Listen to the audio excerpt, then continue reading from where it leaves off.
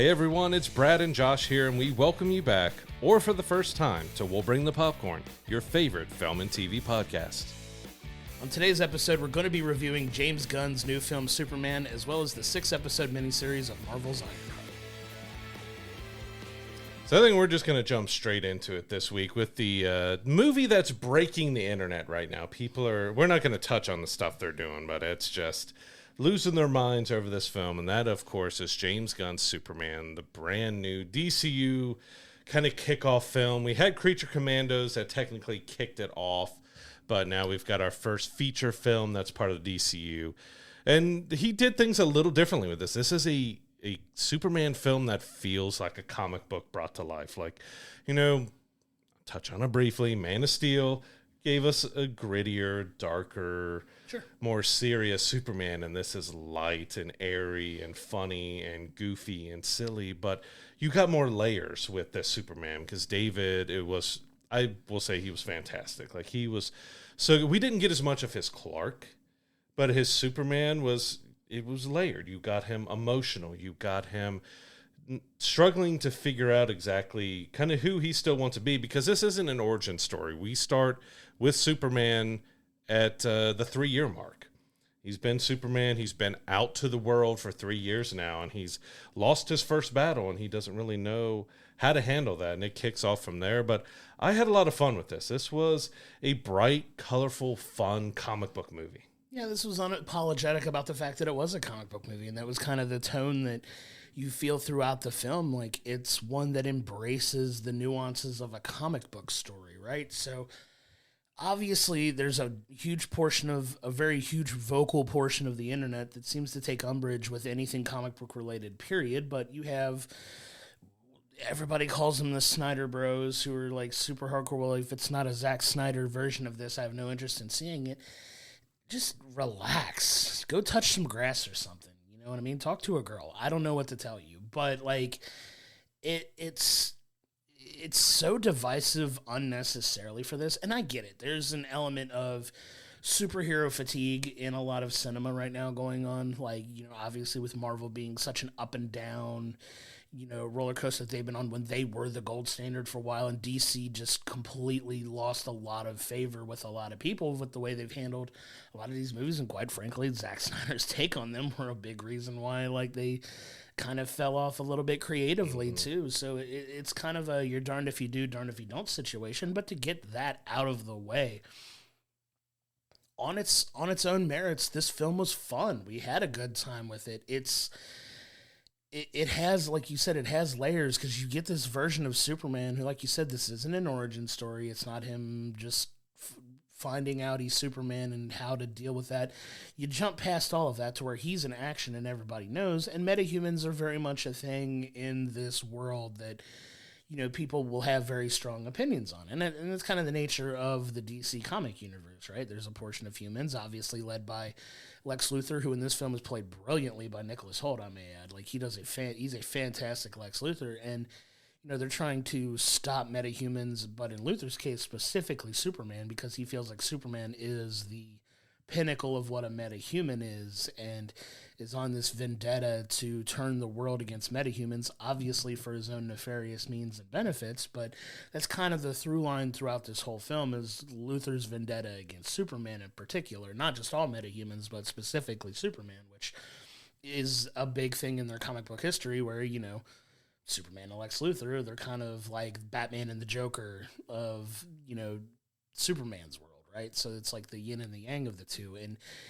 you get kind of this nuanced type of Superman who is still very young and figuring himself out, but doesn't know how to handle the setbacks that he has in this loss. Like, he kind of goes through this whole identity crisis where people are questioning him because he involves himself in this international conflict that, goes into this whole kind of political, like, is Superman really American, or is he, an alien who represents everybody but happens to have his origins in America? And I do think they do a fine line of walking that line while having the political commentary. And I want you to jump back in here in a minute, but the people that think that comic books can't be political have never read a comic in their life. Comic books are riddled with political stories throughout their entire run. So if you're one of those people where like I just need politics out of my comics, you've never read a comic book. Then like, have it's you ridiculous. seen Captain America punching Hitler? Right. Have you ever read an X-Men comic and know exactly what's at the core of the X-Men? It's Correct. extremely political. Yeah, and then Superman as well. Like his tagline about the American way was a political thing that was done during the war to try to bring people, like in real life, the World War II that was going on, to get people like, hey, be proud of being an American and support us through the war. That was added to Superman because of a war that was happening. So comics, Superman, all these characters have been political pretty much since the beginning. Like, say, those who say, I hate the word. I don't even want to say the word. Calling Superman woke. Yeah. I have that word muted on every social media platform. Ridiculous. I hate that word because it makes zero sense on anything. And this isn't it. This is a true to the character. Like, there's some stuff it does do wrong that I didn't care for that we'll get to in a little bit, but it does a lot right. Like I said, David Cornsweet was fantastic as Superman. We did get those layers. I really love the sequence between him and Lois in the apartment where he agrees, because they make a joke that, Clark's always getting an interview with Superman. It's kind of getting a little fishy that you're talking to Superman so much. Like, okay, you can interview Superman. And that really showed off to us just how different this Superman was going to be, because he gets highly emotional. He gets very guarded. He goes kind of on an attack. Like, he's the superhero, the just great superhero, but he's emotional. And it's showing his human side because, he's a superpowered alien who was sent to Earth with, depending on how they change and work with that origin stuff. And that plays in here as well, exactly what the message is from his parents and why he was sent to Earth. But he was raised by humans, so he has both of those elements, and there's a lot of controversy about his parents. We've grown up in the country. We've been around, various, from the over-the-top to the, like, can't even tell that they grew up in the country. I love the parents. It showed emotion. It showed parents who cared about their son. He's not Superman to them. He's Clark. Right. Our little boy. Yeah.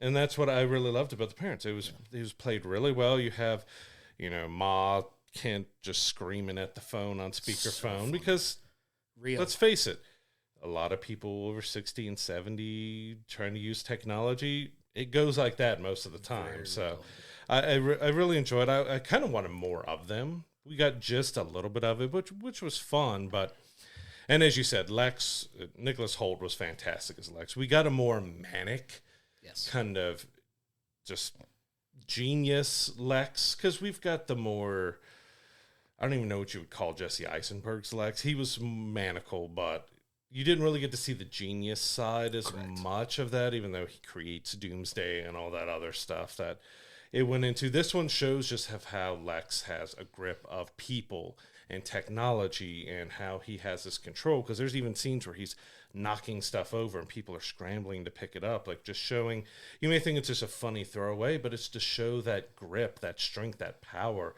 that Lex has over people. And I would put Nicholas Holt's performance akin to like Michael Rosenbaum from Smallville, because he had one of the best Lex Luthors out there. And we got, instead of LexCorp, we have Luthor Corp, which I agree with James Gunn. It makes more sense that the last name is the name on the company instead of the first name, because not many people use their first names. If they're putting a business, it's the last name so that you know who they are. And it also opens up if we're going to have Lionel show up maybe in a sequel or something else. But I really enjoyed Nicholas Hoult. He was kind of really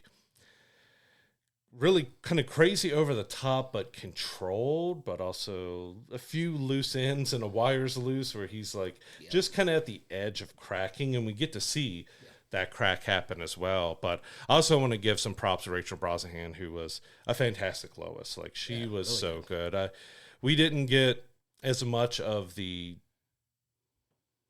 Lois, like, kind of, we've got a little bit more of the reporter doing stories and stuff. We got plenty of stories and stuff with it. I would like to see a little bit more Lois that's not flying a spaceship and being, Lois Lane and stuff. But I still think there was a great dynamic, because we're dealing with the part with this movie that, Clark Lois knows who Clark is, knows she's Superman. They're dating, but they're not really sure about the relationship and stuff, and you've got that going on. I just love the dynamic between those two. Like, they were really solid playing off of each other, and they, like, David and Rachel were both really fantastic as our new Lois and Clark. Like, it was really fun watching them on screen. Yeah, there was a lot of chemistry with them. I would agree with that. And, you have this, this through line of Lex trying to stop at all ends to, not only stop Superman, but he's got his own agenda too about, carving out his own niche for himself on this land of Janapur. That's kind of a side story, but also ties directly into the main story kind of thing, where he's, creating this distraction of stopping Superman, which he very much wants to do, but also having his own business, his evil genius businessman, aspirations at the same time. It's like working hand in hand. And that goes to show some of the genius in him, because he's, creating this political rift using Superman to advance his own means while also taking down Superman. So he's not just hyper-focused and tunnel vision on taking Superman down. He's also doing it to benefit himself and his company as well, which I think was such a cool way of, like, presenting that, because, so many of these are just hyper-focused on stopping the one character. Our whole agenda is to stop you and take you down kind of thing. And it was pretty cool to see that kind of turn just a little bit. But yeah, man, there was so much fun in this. Like, you have these things that, they're the kaiju that they incorporate into this to kind of give that big monster feel to it, that is used as a vehicle to help introduce the Justice Gang, which is just Nathan Fillion and his bowl cut. Oh man, Nathan Fillion! I am so excited to see him in the Lantern series after seeing him in this, because he does such a good smug Guy Gardner, Green Lantern here, that I'm really excited to see what he does in the Lantern. He already series. said in an interview he dropped more F-bombs yes. in the Lantern series, and he probably has his entire career. Which has so me very excited. Like, all right, that's going to be fun. It's so funny because everybody was kind of poking fun at the haircut, but then I was like, you guys have never seen Guy Gardner in the comics. That's a comic If you go back and watch the old haircut. Green Lantern series, like the animated series with the Green Lanterns, it literally looks like Nathan Fillion. Mm-hmm. Like, I don't think they could have been more spot on with that casting, which is so funny. Yeah, but he was great because he was cocky, he was arrogant, and Nathan Fillion does that really well, which I've loved watching his interviews too, because people are saying, like, they'll talk about how Guy Gardner's just a jerk and all this other stuff, and like, you do such a great what are you trying to say? Yeah, like, he knows, but he's Tongue poking fun at him. Like, what are you trying to say about me? He's so good, man. But in this instance, you get the introduction of the Justice Gang, which is a very funny name in its own. Just, poking fun at the fact that people are already talking about Justice League and all this other stuff. Like, these guys are the Justice Gang, and in this movie, it's Guy Gardner as a Green Lantern. You have Isabella Merced as Hawkgirl, and then you have Eddie Gathegi as Mr. Terrific, who, in my opinion, had probably the best coming out moment. He steals a lot of scenes in this entire film. Like, he is terrific, for lack of a better term.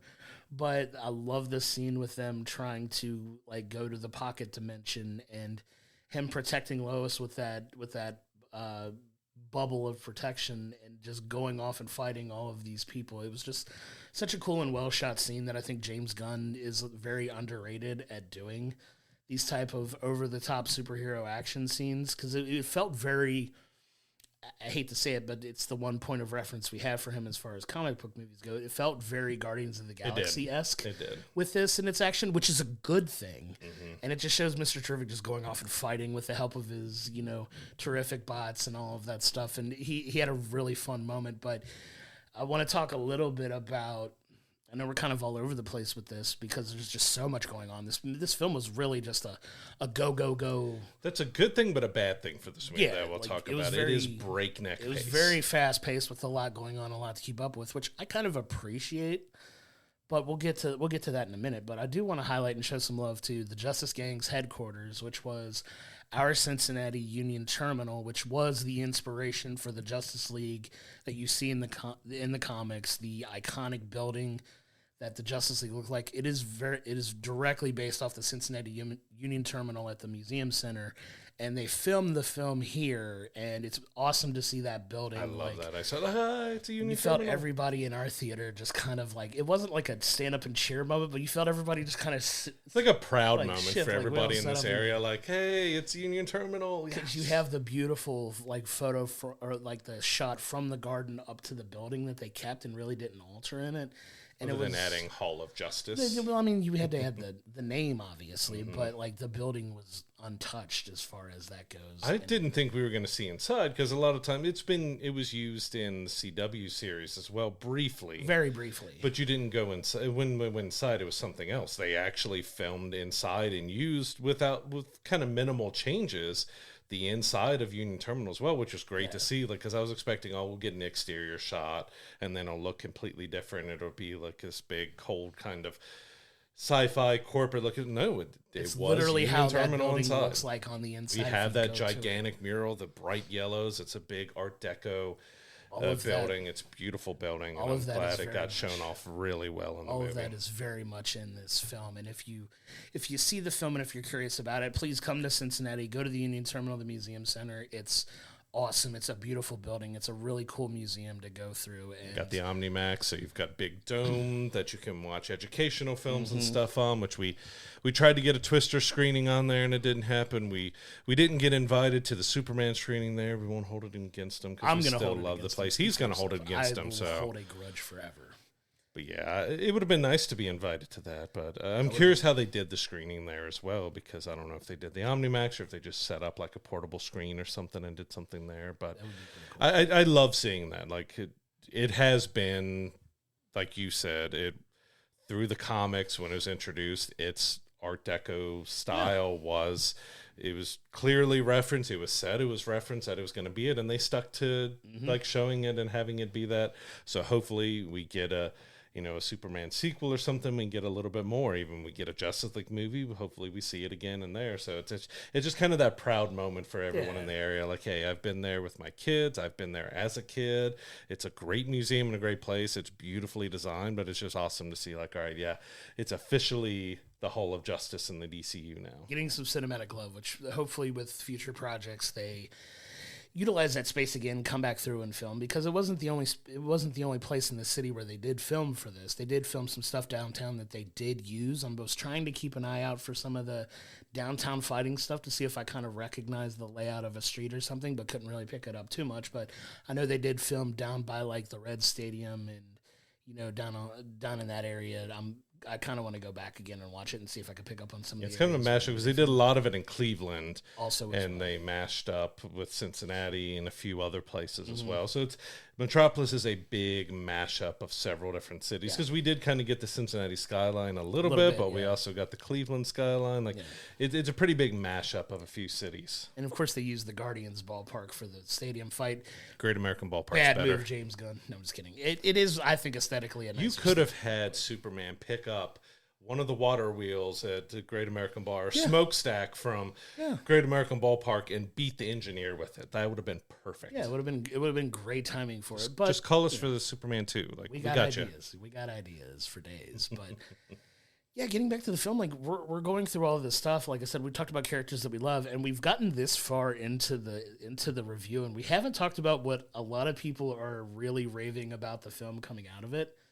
And that's Crypto, who is, the dog that is following Superman around and is just chaos personified. Absolute chaos. In this film. It's like your agent of chaos is Crypto, who has some awesome moments where they just kind of steal the show in this film. And it's just so fun because, coming out of it, everybody's like, oh, he's the goodest boy now. Like, he's the best boy. And I love seeing all the different popcorn buckets where there's one with him holding up an actual, like a square canister for popcorn, and then you've got a literal dog bowl as like a popcorn bucket too. I love seeing some of the integration. I asked my kids, "Do you want to eat out of the dog bowl?"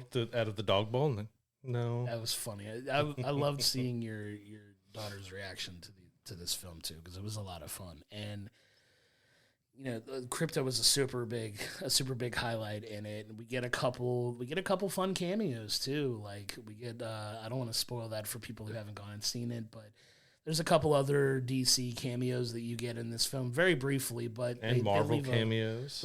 They leave a little bit of a mark, and it's fun to see where they're going to be involved in it going forward. But it was kind of a, hey, we're tying into this, but we're introducing this character that's going to be heavily featured in a film next year. If you know anything about what's coming up for DC, that's kind of your wink and a nod for what's coming up. But yeah, man, it was a ton of fun. Like it was a fun story about like Superman kind of just learning, like he's still learning who he is as a hero, and that's a very big, a very big message coming out of this film is like him learning how to be a hero, him leaning into his humanity that drives a lot of the decisions that he makes. And it's not just on this all-powerful alien that knows better than everybody. It's from his real shared, like his real experience, human experiences, on top of a message of inspiration that he gets from his parents that, they play with in an interesting way in this movie too. But it's his purpose on the planet.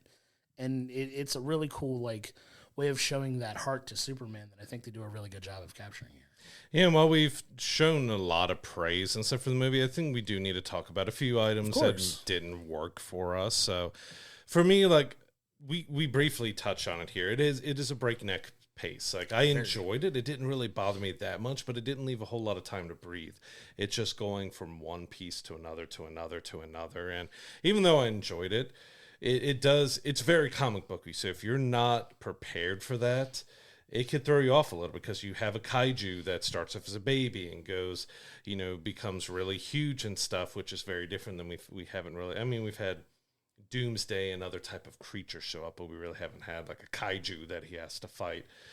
And then it does feel like we maybe have one too many characters in this movie, because you do have a ton, because you have Guy Gardner, you have Hawkgirl, you have Mr. Terrific, you get Lex, you get Cat Grant, you get Lois, you get Jimmy, you get Perry, you get a few other people in like the bullpen of the newspaper that get tossed. So there's a lot of characters that are tossed in this movie. Like, I didn't hate it, but it does feel like, all right, we've got a lot jam-packed in here. Like, we've got 10, 15 different characters that you're kind of trying to get names of and follow and have, and then you add in Metamorpho, and you add in Crypto, and then you have just the girlfriend of Lex. Like, you've got a lot of different characters to try to flesh out a little bit and, like, just follow around a little bit, see Lex going, because Jimmy's got his side stories with women and all this other stuff, and you have Lois and Clark's story, and they have Superman is Clark and Superman is Superman, and you get everything with the Justice Gang and all that. It's like, it can be a little overwhelming when you have that breakneck pace with that many characters. Yeah, I see where you're coming from with that, but I want to kind of counter it a little bit, and this is where it's a darned if you do, darned if you don't situation, right? Well, how often do you hear people talk about, like, logic in, like, having some kind of natural logic in a non-natural story, right? So obviously these superheroes with superpowers, not a real thing, right? It's a fantastical element of it. But how often do you hear, well, you have this issue that Superman's dealing with in Metropolis. Why is nobody helping him? Why is nobody coming through if you know these characters exist and why they're not involved? So it's one of those, like, I can appreciate the inclusion of these characters because they do exist. They are around in this area. They are in this city, and they can help.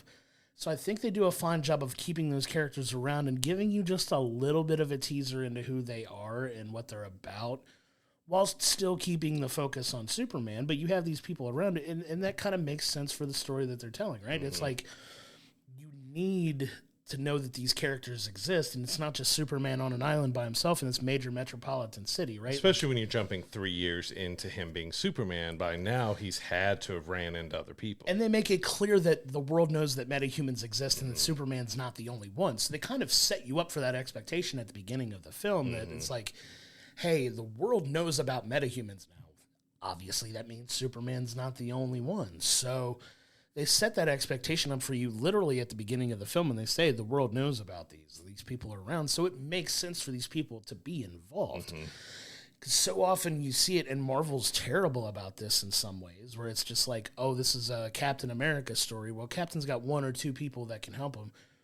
where you hear it all the time coming out of these stories. Well, where's X, Y, and Z that he knows he can lean on if this was that real of a threat in a real situation? It's like, oh, they're just screwing off doing something else. Well, that's not really an acceptable answer here when you're talking about the needs of a superhero. So I get where you're coming from there. Like, it does feel like it's a lot, but I think they did a fine job of walking the line of having these people around, knowing they're existing, and giving you just a little bit of a taste of these people. Because, like you said, this isn't an origin story of him just meeting these people and you're slowly introducing to him. He's been at it for a couple years, and these people are all established in his life. So having them around and just giving you a little bit of insight into all of them, I think, is the smartest way to write it and the way to do it. So I kind of see what you're saying, but I think the way they handle it makes a ton of sense given the story that they were telling. It wasn't something I necessarily had a problem with. It's one I can see a general audience. Sure. Like, if you're not a comic book fan, this could be overwhelming at times to you because of how many characters you have. Trying to look at that other perspective of those who may not know Superman that well, may not be a huge comic book, but they want to go see something big, action-packed. It can be a little overwhelming with just how many. But like I said, it makes sense. Guy Gardner, Superman going back and forth and going at each other where he's not afraid. And, there's some people picking on kind of how much weaker Superman is in this, but it adds that humanity to him. Like, he's not fully indestructible. We know all the different ways that kryptonite and the different colors affect him, and we see it used in here, but he has some knockdown, drag-out fights where he's going against other beings that are just as powerful as he is. So he's going to be a little hurt and damaged and stuff. So I didn't have a problem with that, but that's another one I look at that some people may see. We're seeing a weaker Superman. He's still strong. We get to see some great battles with him, and you get to see him throw down and fight, but it is a little bit weaker Superman, but that wasn't a problem for me. Like, this is, again, my brain going to what the internet is complaining about. Sure. That wasn't a complaint to me, because a big point of this Superman and seeing this Superman was to see his humanity more than his alien side, his indestructibleness. It was showing that he's still, like, he grew up here. He grew up as a human. He has struggles. He's relatable because he feels like he's someone that you can feel sympathy for, that you're not just, like, seeing him as this undestructible god. He's a human being that just happens to be superpowered. Right. Human being. Like, yeah, you know what I mean. Has human traits. Like, it's... I do think they do a good job of walking that line in this movie. And like you said, I appreciate that he's not this indestructible fighting force, because he never really was in the comics either. Like, he's always going up against an adversary that can push him to his limits. And I think he's still just new enough at being Superman, being 3 years in, to still kind of learning what his limits are. Like, you literally get people with powers on par of Superman because of, Lex Luthor having studied Superman as long as he has, and literally knowing, like, half the film is about him knowing how to counter-fight Superman because he studied him so well. 1A. Right. He has, like, all these programmed built-in counter-strikes for everything that Superman can do, and that just shows some of the genius of Luthor in this. Like, he's so obsessed with him, he knows his fighting style in and out and knows the perfect way to counterbalance that. Like, that's what you want from a villain. Like, you want them to be able to match it, because it's boring if it's just, oh, this guy's coming to fight and Superman can take him out in one punch and we're done and that's it. Like, if you want to throw in that logic, you could argue that the Flash is probably one of the most OP superheroes of all time, just because he's so quick, and the literal science behind it goes he would pulverize somebody in 2 seconds. I think that's why we really haven't had a Superman video game in such a long time, because it's a hard character to figure out. Like, all right, he is impenetrable to everything. He's stronger than everything. He's faster than everything. He flies. He's got heat vision. He's got his breath. He's got his hearing, which we didn't really get the hearing in here. It didn't bother me that he wasn't trying to super listen to everything. We got his breath. We got his eyes. We've got his strength and his flying. But I said with the video game, like, it's how do you take somebody who is so incredibly overpowered and put it in a way that it feels like, okay, when they get knocked down, or how could there be a real threat to a guy who could lift a planet and stuff like that? And so I think James Gunn did a good job with that in this film, of showing, Yeah, he's still kind of learning. His power is based on the sun, so if he doesn't have the sun, he's a bit weaker. He's still new, but he's not brand new, so he's still making mistakes, and that's what this film is about. Like he's in 3 years in, this is the first time he's ever lost a fight. So you're seeing the broken Superman. You're seeing the Superman that's struggling because I've never lost before. I've never had someone who's been able to match me before. How do I deal with that emotionally, physically, everything else? And I think from the complaints that we've seen online, I don't think it's a problem with this movie. I think it actually helps make Superman feel much more like a real character, a real person than a god. See, I think I'm good with everything there. That it can be a bit silly. Like Sure. if you're not in there to just take in a full comic book movie, and we say this because comic books can be serious. Sure. They can be goofy and silly. Pretty much everything that happened in this movie has happened in a Superman comic in a way, like the humor, the silliness of that. But I can see it putting a few people off. Like Crypto can be a bit over the top at times with how they're doing. Some of the jokes and humor can be very silly and over the top with it. There's one sequence where he punches somebody and the teeth bounce off of. He knocks out teeth and it bounces off of the camera. That can be a bit silly. That's kind of breaking the fourth wall a little bit on there. But I had fun with the silliness. Like this is not a dark, brooding Snyderverse film. This is a bright, colorful comic book movie that's setting a new direction. You can't sit here and want something after we had that universe try with 6 different films between. Well, I mean, you had 2 Wonder Woman, 2 Aquaman, you had Man of Steel, Batman vs Superman, Justice League, The Flash. So you had about 8 films in that universe that was all very dark, brooding, and serious. We're going in a different direction that is more akin to the comics of the bright and colorful. It still has some seriousness to it. Sure. But it does stay in the direction of the silliness, which I was fine with, but I can see some people feeling it's a little too silly at times. But I had fun. Like it's something that if you can go in without your preconceived notions on what you want it to be and let it be what it is, you can have a lot of fun.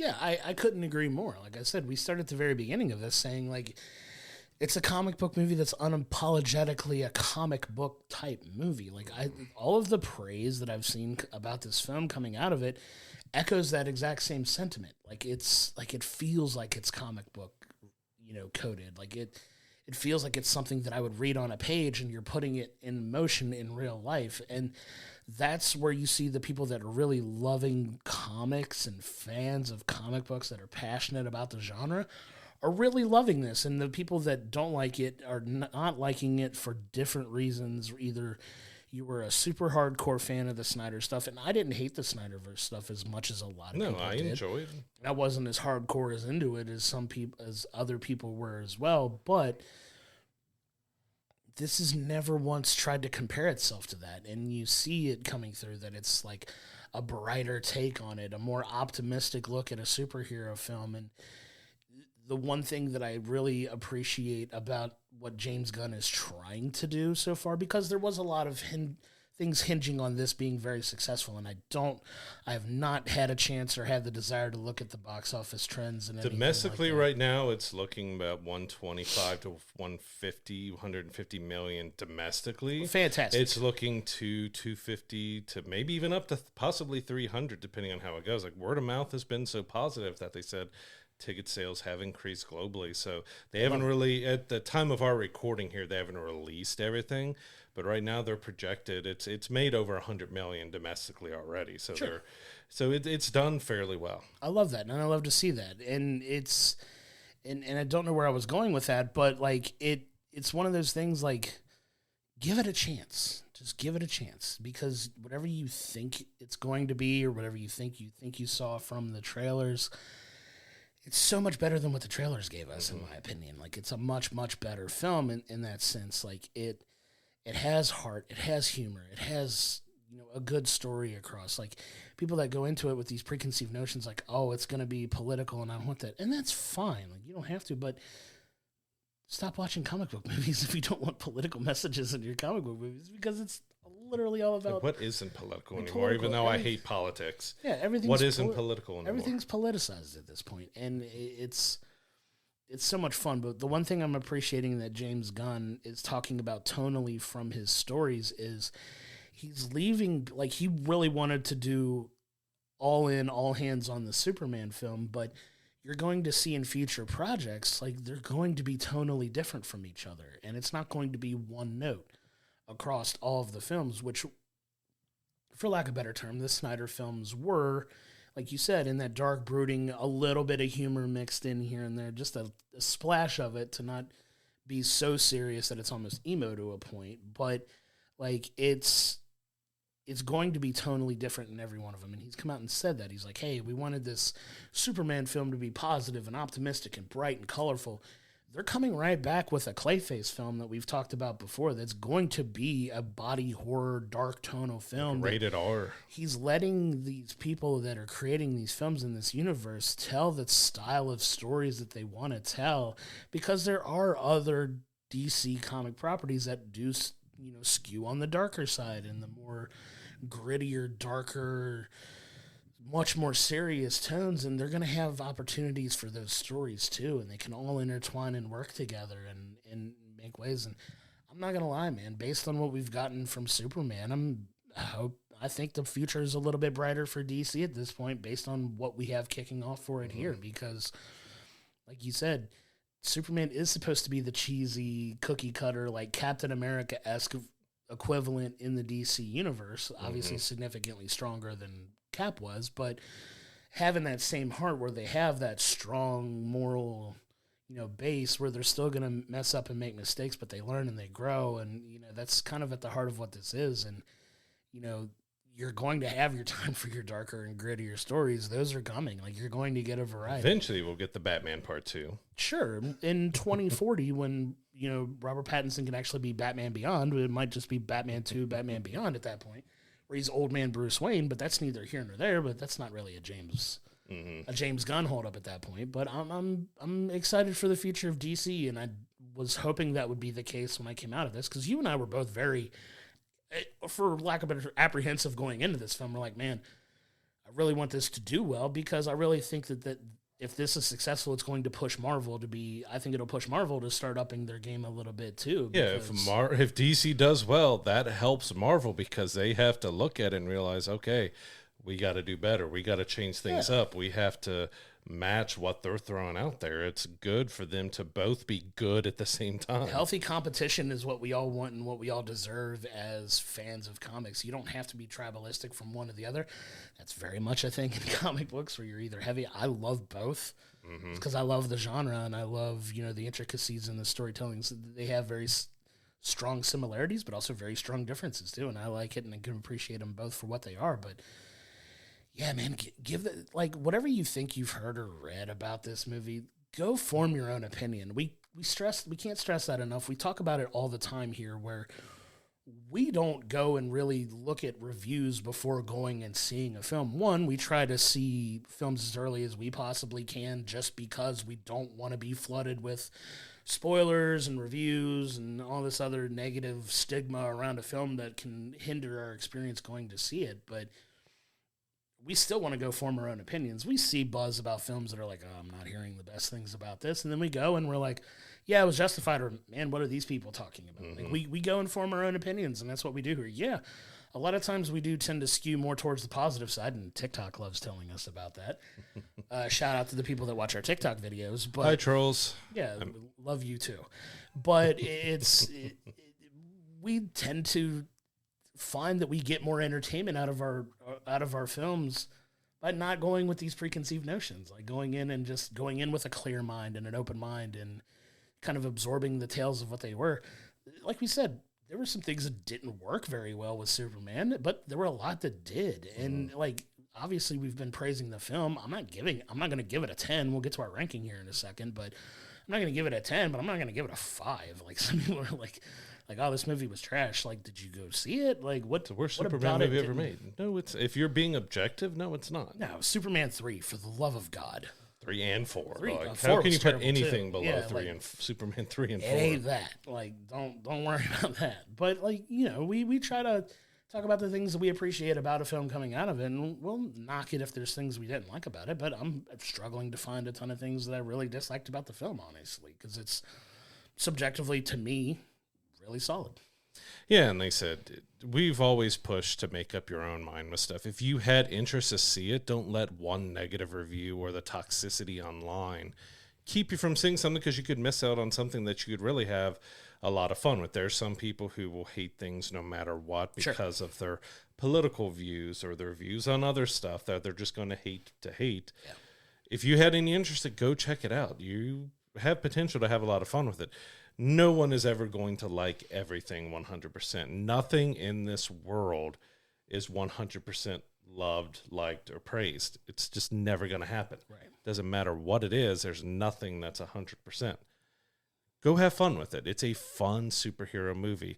Like I said, I could sit here and nitpick through some other things, like the pocket dimension was a little corny, of course it was, and very underwhelming, because you kind of had Lex had the upper hand at one point and did a very typical villain stuff like, oh, I want to finish you off, but I'm just going to leave you here for a little bit and I'm going to go off. Like, you had very easy ways that Lex could have been the victor in this movie, but it's the very typical, well, I'm this too proud of a villain to have it go out this way and stuff. I got to let my plans fully go through before I go through with my final plan and stuff. Like, there's some corniness with the story in that way, with the whole political stuff like that. Like, some stuff was just all right with the story, was okay. The core part of David as Superman, as Nick as Lex, Rachel as Lois, that works so well that you had just so much fun with them being the characters. That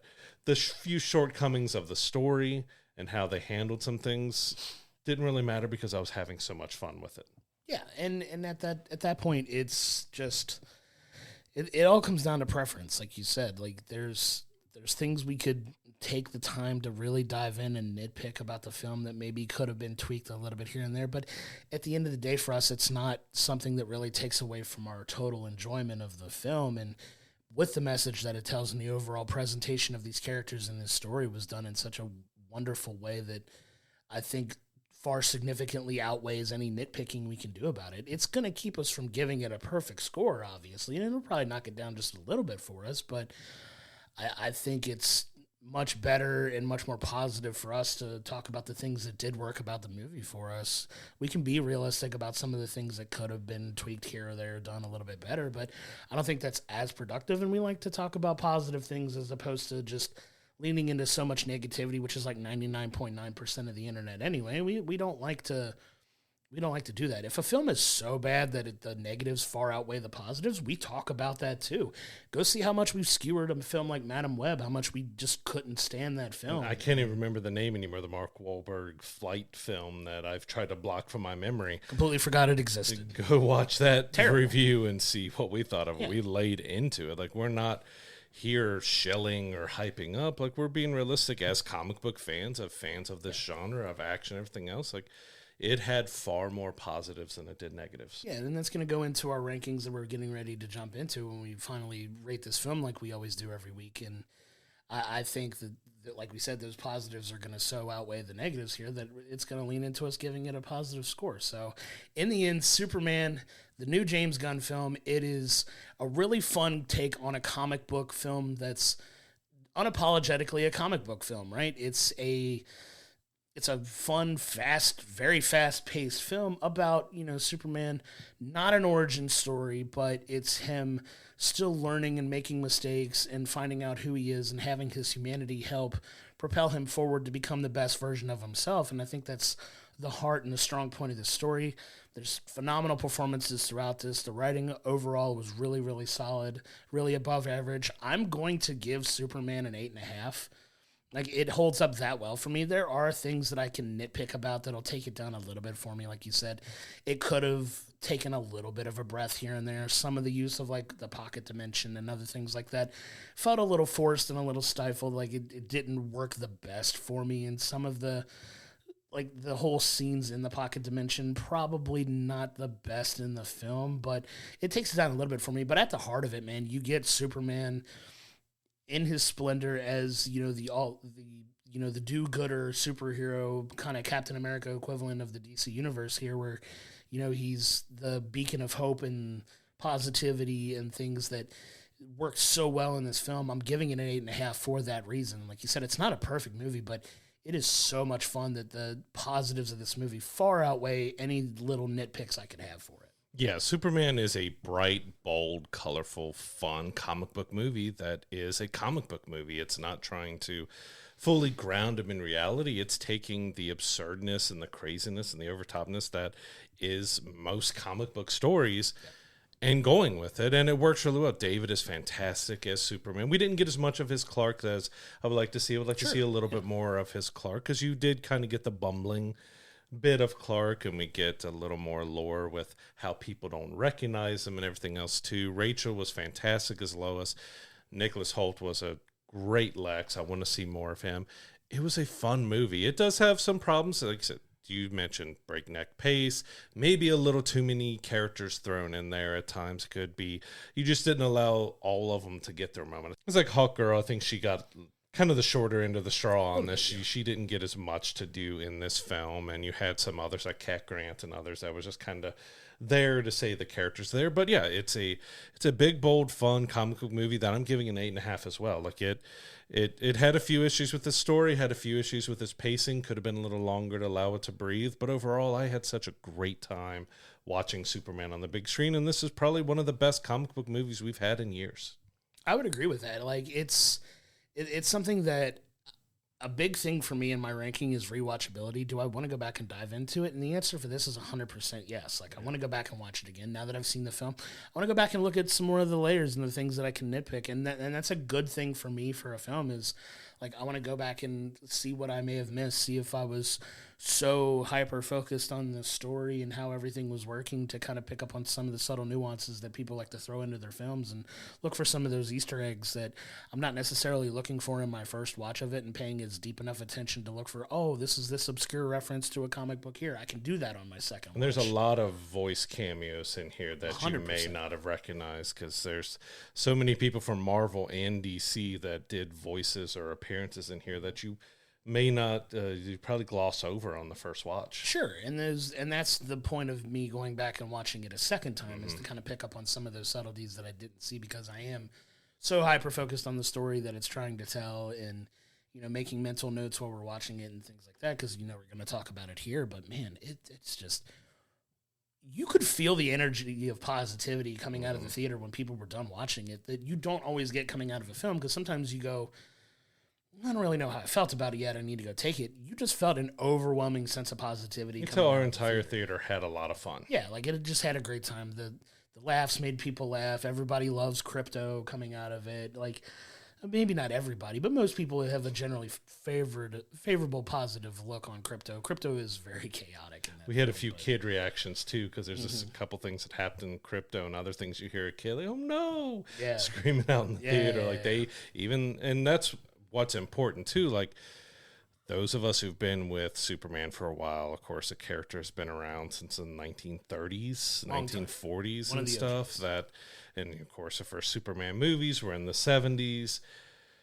That you can have various opinions on it, but you got to realize too that not only is this supposed to be for the long-term fans, this is to try to get new fans as well, to get the youth that Man of Steel and other stuff may have been a little too grown up for that generation. This is a Superman that's made for everybody to be able to watch and enjoy.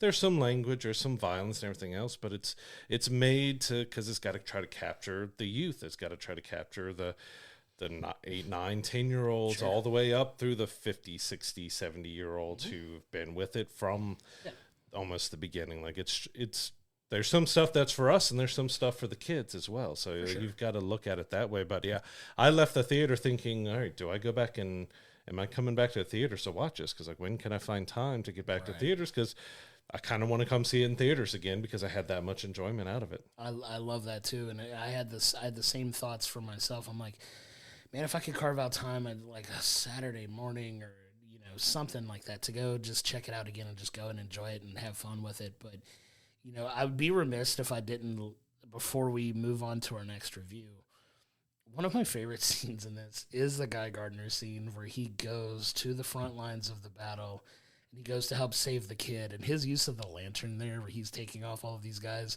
and the object that he manifests with his lantern is just a big middle finger to kind of like just get going on that. It was just so funny and so on brand for what we know we're going to get from Guy Gardner moving forward. It was just so, I don't know why it made me laugh the entire time. I'm just like, because you think of like sometimes your brain where you're like, oh, the power of a ring means you can manifest literally whatever you could think of, and I'm like, that's pretty on brand for that character. But I was that feels like something I would do as a petty person, to just kind of like, all right, here's something to do it, just like throw up the gesture. And there's only one scene of Guys that kind of overwrote that scene for me, and it was one that it was a background. You have Lois and Clark kind of having a moment in the background. You've got this big creature being fought by the Justice Gang, because it's at that point everyone's like, well, we're not really trusting a Superman. Is he a criminal? Is he against us? And so the Justice Gang is taken on. You've got Guy Gardner, who just forms a giant baseball bat, and you just see a big green baseball bat beating an alien creature over. Like, I was laughing so much at it's that absurdity. It's something like you don't have to take that seriously. It can be silly and quirky and funny. Even if some of the silliness doesn't work all the time, it can be a lot of fun. Like, that silliness, like Mr. Terrific and Guy Gardner stole a lot of scenes, and then it was well worth it, because they did add, Mr. Terrific added a little humor just of how stoic and how straight-laced he is with everything, and very serious how he is in his response. Like, he takes offense if you say something like this, especially like when they're getting his spaceship and the door is opening very slowly, and that's a door, actual garage door from the museum center stuff, but he's just takes it so serious when Lois says something off-putting, like, I'm sorry. Like, but yeah, like, there were such fun, memorable moments like that from Superman, but also from the cast. Like, Guy Gardner got to have, because we really haven't got past Ryan Reynolds, the Green Lantern, out there. Like, the Snyderverse was supposed to have one. We got a little bit in the Snyder cut, but we really haven't had a Green Lantern done well in live action. We had Ryan Reynolds' movie that was very panned by everybody, including him himself. Sure. And so now we've got, it's not Hal Jordan, it's Guy Gardner, but we got a fun Green Lantern that shows all the ridiculous ways that he can use his ring, because he's blocking out windows, and he's forming middle fingers and baseball bats, and he's putting a mask over top of the kaiju to keep it from trying to bite Mr. Terrific and stuff. Like, it's a muzzle. Muzzle. That's the my brain was like, what's that called? Okay, it's a muzzle. My brain just stopped braining for a little bit, which happens often. It stops braining. It's fine. But I want to say something controversial here. And I know the internet's going to have a field day with this. And you can make this a clip. Just going to make a clip. Put it out there, and I want to see what kind of comments you get. Guess what, guys? You're allowed to have a good time at the movies. I know that's crazy. You don't have to hate watch things. It's crazy. You can actually go in and have fun and have a good time. I know that's a controversial take, but guess what you're going to do if you watch this? You're going to probably have a good time if you have any type of sense of humor. Gatekeep stuff. Yeah, and I can't stand that. I can't stand the whole, well, it has to be this way or I'm not going to like it. Like, it's not your character. Get out of that, man. You don't own it. You don't own the rights to it. You're not doing what you want with it. Like, if you think you could do better, write your own. You know what I mean? Try to get it sold and get it made. And if you make $1 billion off it, good job. Hats off to you. But you're allowed to go have a good time. That's what this is. This film is a good time. Stop taking everything so freaking serious. Like, it's not that serious, guys. Like, it's about a guy wearing red underwear on a blue suit. But if we do that in public, we get arrested. Right. It's okay if it's Superman. It's a guy flying around shooting lasers out of his eyes and punching things really hard. Like, it's not that serious, guys. Like, calm down. Like, it can mean a lot of things, but at the end of the day, it's not that serious. Yeah, like, go I can enjoy dark comic book movies and stuff as well. Like, still, a lot of people don't know Road to Perdition was a comic movie, and it's a fantastic, dark comic book movie that's grounded in reality, and it's so well done. Even like 300th graphic novel, that's it's for the most part it's not realistic, but it's grounded and it's in its reality and stuff, like taken very serious, dark, gritty, rated R, bloody and stuff. There's places for those to happen. The Snyderverse had its time. It's time for something new, and you don't have to hold on to it. You can still go back and watch those movies all aren't of going anywhere. we will both agree Henry Cavill got a short end of the 100%. stick with it. Like, he got one Superman movie. His next one was a Batman and Superman movie that was neither a Batman movie or a Superman movie. And then he got the Justice League team up before everyone was really introduced. Like, he got the short end of the stick. 100%. He physically was one of the biggest, powerful looking Superman we've ever had. But it's not James Gunn's fault that Superman didn't get his time. Yeah.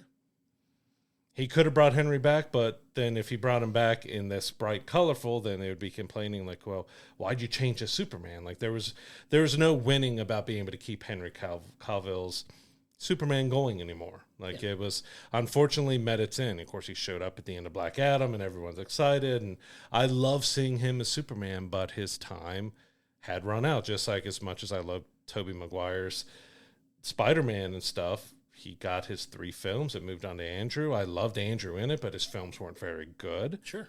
And then Tom Holland has been great as Spider-Man, and we got some nostalgia and got to bring some of those back and stuff. But they each brought something different and their own to it, and that can be exactly what this is. This is, David's the 12th Superman. All of them were different. Yeah, every single one. Every single one of them been different. Enjoy it. You don't have to gatekeep it. You don't have to say you hate it just because it's not what you were expecting. Superman story has been told in so many different ways, from light to dark and everything in between. This is a Superman comic book movie that feels like Superman ripped from the pages and brought onto the big screen. Yeah, and that's a lot of the positive feedback that we're seeing, and I'm super excited to see how it does, and hopefully it kicks off big things for DC, because, man, they could use a turnaround and a comeback. That's something they could use really heavily, and I hope people give this film a chance. I really do, because, like you said, we had a ton of fun with it. It's a really solid comic book movie, man. I can't put it any simpler than that. Like, if you're a fan of comics and the tone of comics, if you're a fan of Superman and you don't like this film, I don't know what to tell you. Like, the character of Superman, and you This read is Superman. the comics, like, this is almost a quintessential type of Superman that has been portrayed for decades now, and it's one of the more authentic versions of Superman that we've seen, and I'm super excited to see where he goes next and what they do moving forward, because there are some fun things on the horizon for DC. Will they all be hits? Time will tell, but I think they're off to a good start with this one, and off on a good foot. So we'll see where the future of DC and Superman go from here. Yes, Superman is in theaters now. Go check it out. If you had any interest at all of checking it out, don't let the hate that's flowing through the internet persuade you. Don't even let us with our positivity persuade you. Make your own opinion is what we say. The reviewers who are paid for it, for those who are doing a podcasting and doing it in different ways, we're sharing how it feels personally to us and looking at it as a whole, but it shouldn't be the end all be all. Like, we were positive about it. We both gave it an 8.5. You may give it a 7. You may give it a 10. My oldest daughter, who went with us, gave it a 10 out of 10. She absolutely loved it because she wasn't nitpicking every little thing like I nitpicked a little bit more than she did. She just went in and had fun with it. Like, if you have interest in it, go see it so you can form your opinion. If you didn't end up not liking it after you saw it for legitimate reasons and not just because it's not Henry Cavill, I'm sorry you didn't enjoy it, but you got to at least go make your own opinion on that by seeing it and not spreading vitriol everywhere without ever seeing anything but a trailer. Yeah, absolutely. I could not agree more. I want to move us now into our review for Marvel's Ironheart. This is on Disney+, a 6-episode miniseries that, man, it felt like we were never going to get this show ever. And there was a real danger, I think, at one point of this show never seeing the light of day, which is unfortunate because this show was announced back during the pandemic in 2020, and it actually filmed in 2022. So we're getting this show 3 years after it was filmed, which is an insane amount of time to give for a character like this. And it follows the tale of Riri Williams, who got her big introduction in, Wakanda Forever. And she is this tech genius with aspirations of, bettering her life and coming out of, rougher circumstances. She suffered a little bit of a personal tragedy that we dive into in this show, and her ambition is to be better than Tony Stark. Like that's her whole ambition. She kind of lays that out really well at the beginning of the show. And then you go through, her character arc, which I know people are going to have very strong opinions of, and I've seen people have very strong opinions of it. I'm a little mixed on how this show was executed, because I think there were some elements of the show that I think worked really well, and then some of the elements of the show that really didn't work so well. And I'm excited to get in and kind of talk about it. What were your initial reactions to some of the stuff we got in the show? I'm kind of the same. I'm a bit mixed. We've talked about it a lot, that we've been waiting for so long. I think Dominique is fantastic as Riri Williams. She gets that sass and attitude and the young genius, and she plays a character really well, which can be a really interesting character. I just don't know if it really did justice to the character at all in this, because it's 6 episodes. Felt like it could be a little longer, but we didn't get a whole lot of development when it came to Riri. We're going to probably talk a bit spoilery about this. If you don't want to be spoiled on any of it, jump to our recap at the end, where we try not to do any spoilers and stuff in it. But I do want to kind of talk, because there's some twists, there's some turns, and there's some stuff that I have to be able to talk about to say, like, sure, I didn't like this or like that. Because, it starts off that she's still at MIT. She's still struggling. She's calling power outages. She's got a suit built, but it's not quite where she wants it to be. But she just causes a little too much havoc and ends up getting herself thrown out of MIT. So she has to come home to Chicago. Of course, she flies the suit back, but it doesn't always go that well. She crash lands. And as soon as she hits the ground and she goes back home to her mom, she's trying to figure out, all right, how do I get the funding, the parts? How do I get the stuff I need to be able to make my suit? Because right now, even after, Wakanda and everything that happened with her there, she's still obsessed, like, I've got to make this suit, and I've got to get that suit made. And she ends up turning to kind of a life of crime. She gets approached by someone who tells her that we can help you.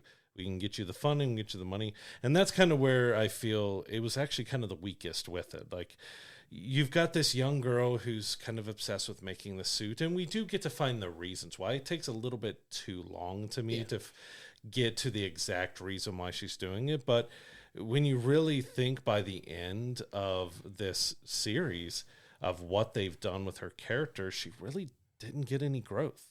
She got very little growth when it comes to dealing with her past, but as a human being, as a character, I don't think she got the growth we were kind of expecting to see. And you're still kind of left like, where exactly does she fit in with the MCU? Where is she going to show up again after that? So I would say in the end, I was a little disappointed, but I still enjoyed quite a few elements of it.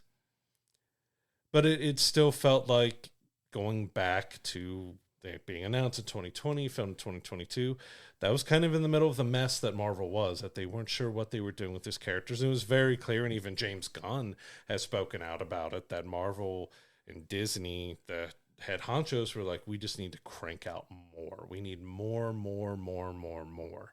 And the story felt like kind of that. Like, it was just one of those, we just need to crank it out. We're not exactly certain what we want to do with the character. We just need to crank something out for it. And that's kind of what the series felt like to me. Like, because I said, she goes to crime to pay for her suit very quickly. She doesn't really debate it that much. And she's doing it to the very end of the series.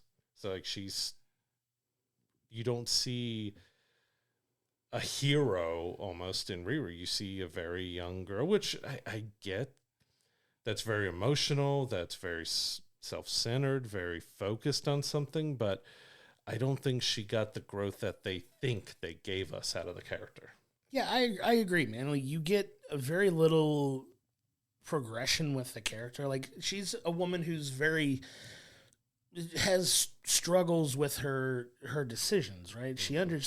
I think in her heart, she wants to do good and she wants to do what's right, but she feels it feels like very beaten by the system kind of thing. Like, she feels like there's no opportunity for her to get to where she wants to be, right? She tries to, she had the internship at Wakanda that she went and did, and, how is that going to, lead into, more opportunities for her, and her getting her ideas in front of the right people and getting the funding that she needs. And, she kind of turns into this, well, if the system's not going to help me, I have to help myself. And at the end of the day, I don't think this character is a hero necessarily, because she is and she isn't. And she kind of walks this fine line, because while her intentions are there, her decisions are very much not hero-esque at all, really, because she's doing these crimes, and like she struggles with that during the whole thing, because one of the big through lines for the show is, am I a bad person because I'm doing these not so good things? But it's kind of like a Robin Hood situation, where if I do bad things to bad people, that makes me a good person, kind of thing, where she struggles with that, because she meets up with this group led by the Hood, who is played by Anthony Ramos, who I love in just about everything he's in. He's a fantastic actor that I really like a lot.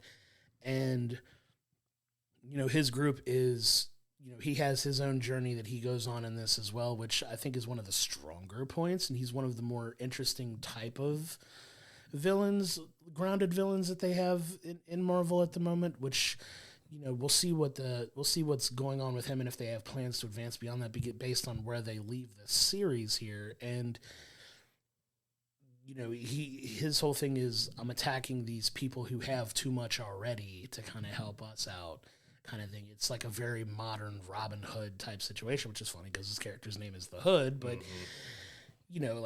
That seems to be their whole motivation, is we're just taking money from people who already have too much and aren't really helping anyone else, kind of thing. And that makes us justified in our decisions to do so, which morally you can have that conversation. It's not really, is it really right? It kind of speaks to a more of a world theme. And I think that's where it gets a little political there. And the whole, like, the rich having too much and not helping other people is a very hot topic, right? Like, it's a very, very politically charged statement here that, they try to incorporate it into the story here, and I don't know if they do as effective of a job with it. But as far as Riri as a character goes, she's, like I said, somebody that doesn't make the best decisions, and wondering if that's really meant to be heroic. Like, I think she wants to do the right thing, she just doesn't know how, maybe? I don't know. It's like, it's a weird dynamic that she, that she's experiencing throughout the, the course of this show, that she makes a decision at the very end that's very much not heroic, but we'll get to that in the end. But like, it's going to be real interesting to see where they move that character forward after this. Yeah, the Hood I was a little mixed on. I think he acted well for it, but we do end up learning in the end, again, big spoilers and stuff, that his whole journey of who he was robbing from ended up being daddy problems and daddy issues, because his dad abandoned him at a young age, because he clearly tells him, I didn't want you anymore. Yeah. And I didn't know how to deal with you after your mom died, and I just left you, and you need to grow up and act like that. It was a very emotional thing, but like he was doing everything for it, because he acted like, oh, this is a big family and this is all this, but he ended up pretty much being the same as his dad, which was a payoff we were supposed to get, that parallel. But nobody else of his gang, or even Riri, got to realize that who he was going after was his own father. No one got that realization but him.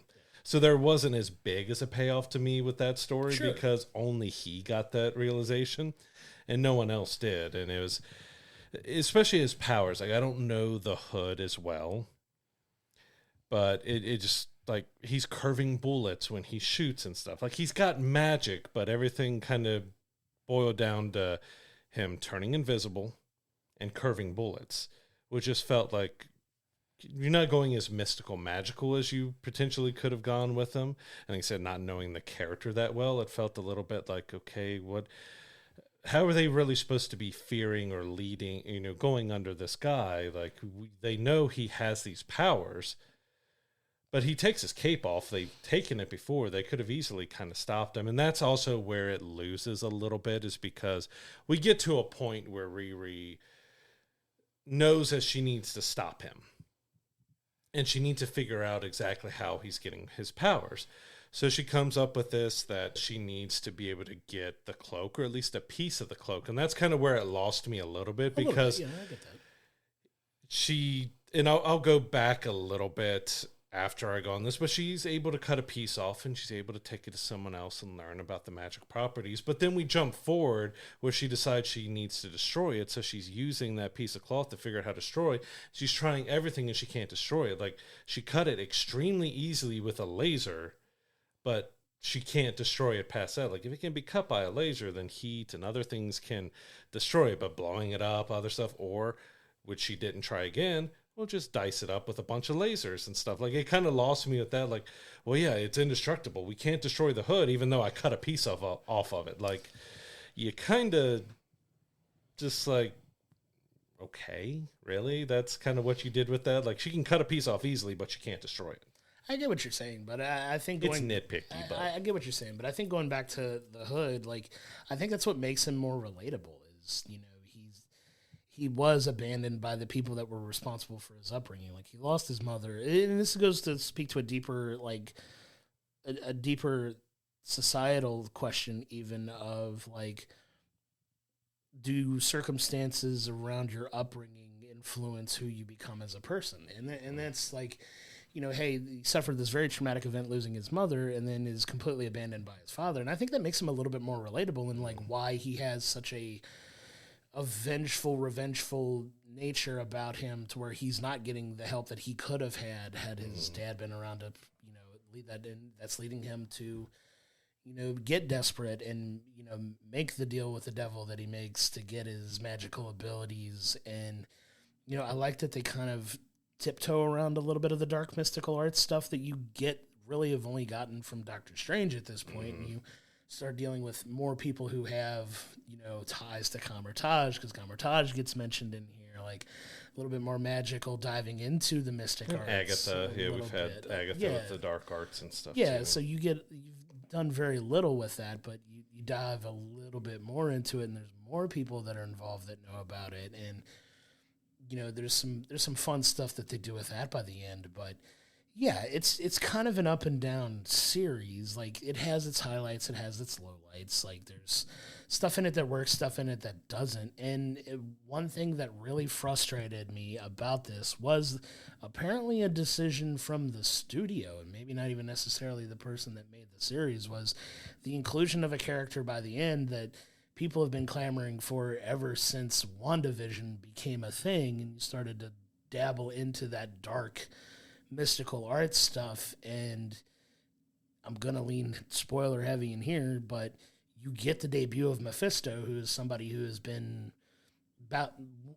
being called for ever since WandaVision, basically, and you throw it in a series that you don't know what the follow-up's going to be, but you introduce him here. How is that character going to play a heavy, if any, like, influence in moving forward? Because you do have a connection with Riri that they make by the end of this final episode, but you get your finale as a payoff of a character that we've been wanting to see in a story that you haven't invested that much time and effort into, because really you get 2-3 episode drops for this show, and it's done in 2 weeks, and you introduce this character that everybody's been waiting for, and you do it for a series that you don't seem to really want to throw a whole lot into, and it was kind of a little bit of a letdown for me at that point. Yeah, I don't know how I feel about Mephisto being in here, because it's another thing where I can be nitpicky, because we get to see the sequence of where the Hood gets the Hood, and he makes a deal, and he just agrees to it because this guy, I mean, he's got powers of persuasion and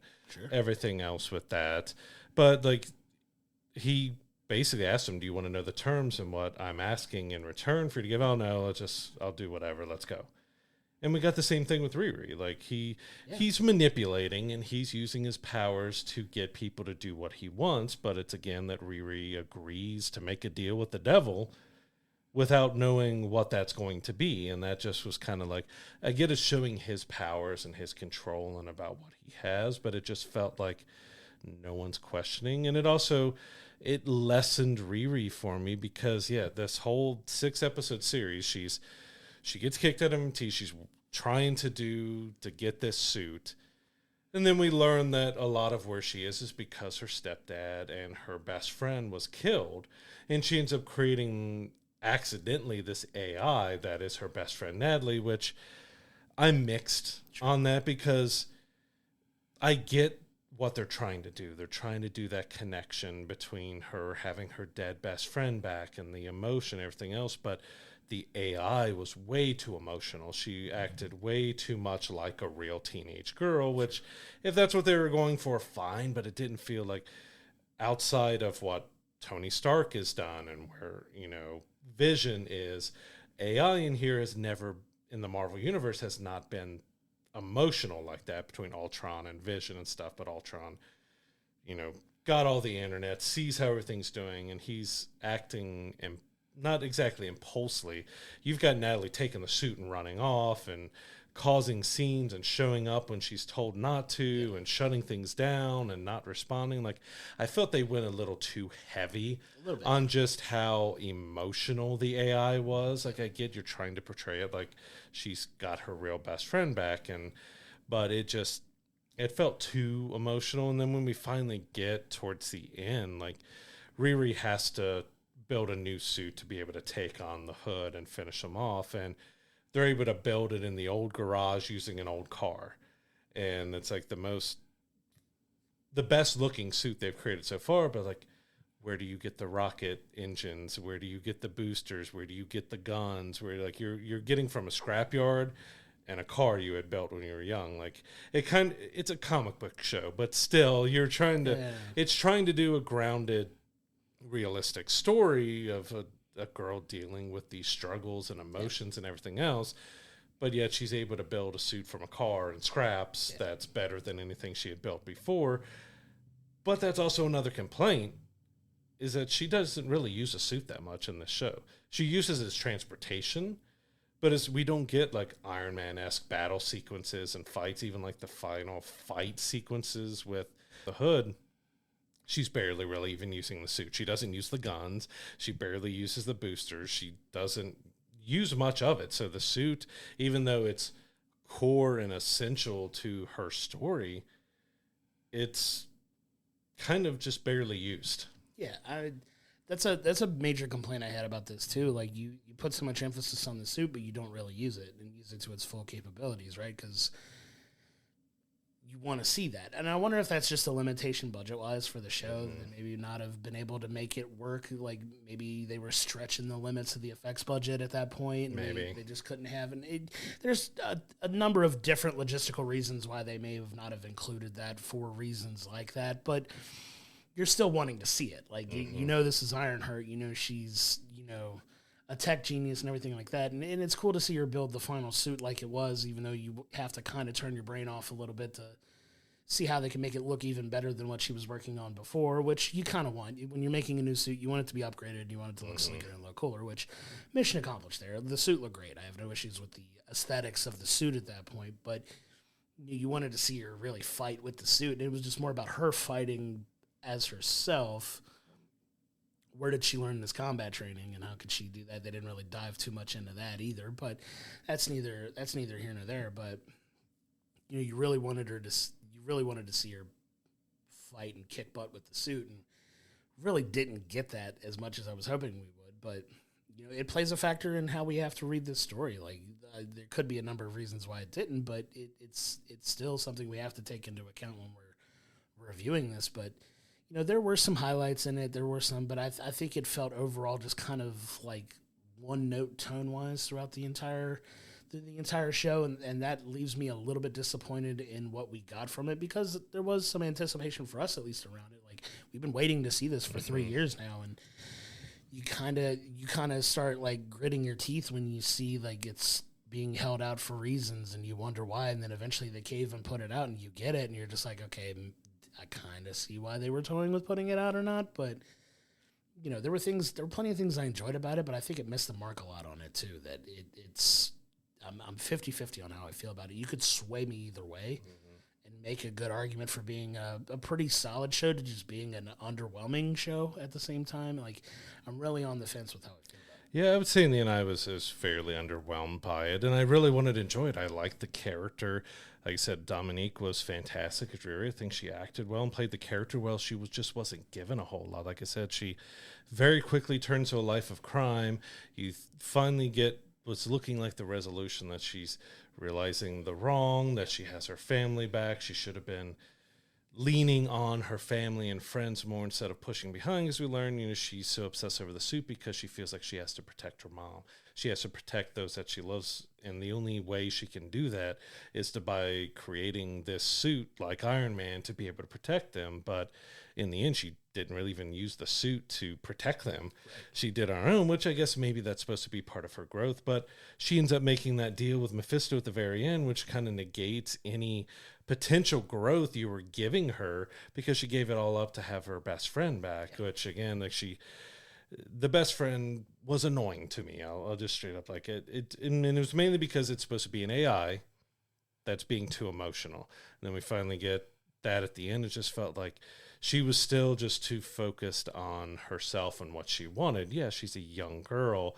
She can have that, but it didn't feel like there was a payoff that really worked. And I did, like I said, wanted to jump back a little bit because we've left out one character that plays an importance to the story, which I was also kind of hit or miss on, and that was this black market dealer who Riri turns to while she's doing the crimes that she needs help with her suits. And this turns out to be the son of Obadiah from the first Iron Man, which we're getting, all right, he's going to kind of be his dad was a villain, so he's going to be a hero in here. And like, well, yes and no, because they turn him very quickly. He helps Riri. He's very hesitant about helping her because we get one of the jobs is they're going into this very high-tech greenhouse area that's an island that there can be no metal or anything else. And he created this like synthetic mesh skin that she uses to try to hide a laser, but he's very like, hey, don't let this fall into bad hands. They'll trace it back to me. They'll know all that. And of course that happens. We also get Riri basically allowing someone to die, which also questions her character. She could have helped. She could have brought him out, even though it would cause more conflict, but she allowed a person to die. But the whole thing that set off after that, because they do find that fake skin in her laser, because she waited to, instead of doing it at the headquarters when he's walking around or anywhere else, she decides she needs to cut off a piece of this cape in the most highly technological blocking place that she could possibly try to cut a piece off with. Is that the very next day they had traced it to him. Like, this is a guy who deals with the black market, who's been hiding out because everyone knows who his dad is, that he's been hiding for so long that a piece of skin somehow instantly could be traced back to him. He would not have anything, even if it's something he's playing around with, he would not have his name, especially it's under a fake name, because it's like they find it the very next day he's arrested. Well, they also know exactly who he is, and they're showing that he's Obadiah's son and that they're throwing him in jail and they're tying him. Like, it was just way too convenient. Like, he would not have had anything in a piece of skin. Like, did he write his name on it? Like, you write your name in the underwear or something? Like, there would not have been anything that he could have possibly put into that fake skin that would have tied him to it. Because, yeah, like, and it would have taken longer than a day. Like, if it was something where he had code inside of the skin and there's technology in it and they could trace a source or something back to it, as we do with fake tech and stuff, it was the next morning that he got arrested. So overnight they found the scan, figured out it was him, went to his safe house and arrested him and stuff. Like, it had too much stuff that felt like we're just doing stuff out of convenience. It doesn't make logical sense. We're just going to do it anyways. And that's kind of where, like you said, or like I said, Riri is focused on getting what she wants. So she becomes a criminal. She lets someone die. She lets someone get arrested. And then she makes a deal with the devil. Like, her growth is actually turning her more into a villain than a hero. Yeah, and that's kind of the whole point that I was making earlier. It's like you expect this personal growth, but her choices are way more on the villain side than they are a hero, and you kind of wonder what line she's going to walk and where she's going to wind up if they, explore this character further, which seems like they could, and we don't know where they're going to be integrated. And I know we keep talking about, like, Young Avengers and other things like that. Does she eventually show up in, Doomsday or Secret Wars in a spot that you don't know, or is she going to be explored more in Marvel Television than anything, because we do know, like, moving forward, it's going to be less television and it's going to be a little bit more movie focused. And what does the future slate look like beyond? We've got this 2-year window now where we're getting Secret Wars. Well, we're getting Doomsday and then Secret Wars, and you kind of know the direction they're going to lean with their storytelling coming out of that based on what you hear with, mutants and Fantastic Four focus and, some of that stuff that you're hearing rumblings about. What is the involvement of this character? Is it just going to be something that's not really followed up on? And it's unfortunate because there is some potential for some interesting story there if you get the opportunity to flesh it out a little bit more beyond a 6-episode mini arc, or is it just meant to be something that you never follow up on again? Yeah, and that brought up a point too of like they set up potentially like the Strange Academy, that they could do that because we got that a young character that could be setting up a Strange Academy series and stuff. But that's also another nitpick I have with this show, is because at the very end you get like a bonus scene that the Hood wasn't defeated. He was kind of let go, but he doesn't have his hood anymore. But he shows up at this crystal shop to that young girl who instantly is going to take him into the other realm and help him, even though she helped Riri, knows that someone had this mystical hood that was very dangerous, and she just dealt with some very dangerous things, gave Riri magic to be able to power the suit and all this, and she instantly helps a guy that she should know doesn't question that she shouldn't. She didn't question anything. She instantly goes to help him. Like, it just felt like this story felt like, from Marvel's perspective, they didn't really care about it. So it just kind of was slapped together, is how it feels like in the end. It was kind of slapped together. Like, there's some good elements of it, but the core of the story, like, characters just made decisions that just didn't make a whole lot of sense. They didn't really grow. They didn't really learn from anything. They didn't really move themselves forward. It was 1 step forward and 2 steps back with just about everything in the series. And I really wanted to like it. I liked the character. I liked her appearance in Wakanda Forever. I like the actress. Like I said, I think she did a fair job with what she was given, but what she was given just wasn't very good.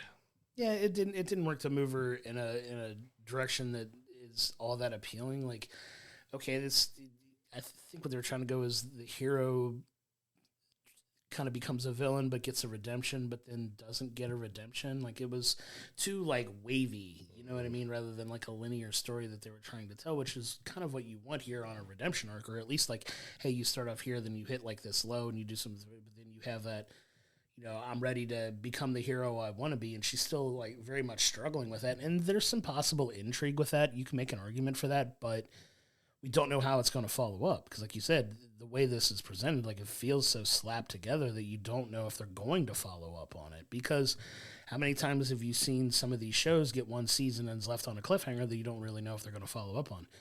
I'm personally waiting for a 2nd season of Moon Knight to be announced, because there's a lot of meat on the bone that was left on that, and they have not followed up on it since. Like, you don't know what the creative direction is going to look like, because it feels like it changes every 6 months to a year on what they're going to be doing moving forward. So, like, we just don't know. In the end, is it going to be consequential? The jury's still out. Is it something they're going to follow up on? Do they expect us to be invested in this character and care? Or is it one that, okay, we did this, but it's really an excuse to get Mephisto out there, and we might use Mephisto again. Mm-hmm. And we don't know how we're going to use Riri necessarily. Is she just going to be back to a side character, which would be unfortunate because there is potential there, but I don't know. We don't know what direction they're going. As you mentioned, we feel like it could potentially be setting up Riri to be part of the Young Avengers, which makes sense, but where she's at with her story right now, it doesn't make sense for her to be a Young Avenger. We didn't get any bonus scenes that might set that up, because we did get that with at least one, with Kamala showing up to she showed up once to try to recruit, or twice. There's been a couple that have been recruited for the Young Avengers so far. Kate Bishop has been recruited, and I thought she showed up one more time, but that's another one. Like, we're waiting for Kamala to show up again. We're waiting, she was in the Marvels, which, say what you want about the film and how it did that. It did feel like this came from that time of Marvel just not knowing what they're doing, because they're stretching themselves out too far. It's not a bad show. It just has a lot of issues of, like, why did they do this? Why So when we're left at this, it felt like these 6 episodes were the beginning, and we still had 4 to 6 more to go. Yeah. Like, it felt like there's still more that needs to be seen from her in this series instead of this being the end, and we don't know where she comes back from this, because, we've already had it was supposed to be before Agatha. Now it's after Agatha. It's a lot of stuff that it was supposed to be before. So back then it was setting up some stuff. But now all that stuff is come and gone, and what we have going forward with the Fantastic Four and Doomsday and Secret Wars is kind of closing out the magic and the mystical and all that as we head into the mutant saga after Secret Wars. So what she has, the window's kind of closing on exactly what they want to do if they're sticking with the magic and the mystical and bringing Mephisto in at this point. Again, it's been 3 years since they filmed it. There was probably a lot of plans that was going on with Mephisto and everything after that. I'm sure it was probably a plan of Agatha to have Mephisto as part of that, because that's where everyone thought it was going to show up. But it's one of those where, because it took so long for them to make and they didn't know if they wanted to release it, that now that we've got it in 2025, it feels like, all right, well, where does this character fit in from now? Like, is she going to show up in Black Panther 3 that we know is happening? Does she show up in the Young Avengers? But there's a core part of her story where they left her that has to happen before she can go and be a Young Avenger, because she's still kind of an anti-hero. She's kind of a villain in a way, because she made a deal with the devil. She was a criminal. She didn't really deal. They try to play it up that she was dealing with the bad mistakes, that she's only doing it out of necessity, but she never really dealt with the true fact that she was a criminal. She was breaking the law with her suit and with what she was doing. Several people died because of what they were doing, and she kind of didn't have much of a reaction to it. So she's doing it because her best friend and her stepdad died. Was you just allowed at least 3 to 4 other people die. You had Ezekiel get turned into this bionic warrior, which again was like, okay, they break him out of jail and he instantly just builds something and becomes this bionic guy that then can be controlled by magic afterwards. Like, it lost itself in the end. It got a bit messy. Yeah, for sure. And it's a valid criticism to make of the show, but I mean, I don't know. Like I said, I'm so on the fence with how I feel about it, because there are questions that I don't mind. If we know a follow-up is coming, I don't mind leaving it on what can we face out of this? There's just so much uncertainty around it that I think it has to, at this point, kind of negatively impact how I feel about it, only because we don't know what the follow-up, if any, there's going to be. So it's like, does this story really matter long-term for anything else? Because it's leaving some intrigue on where this person as a character could go, but if they don't plan on following up on it, what's the point?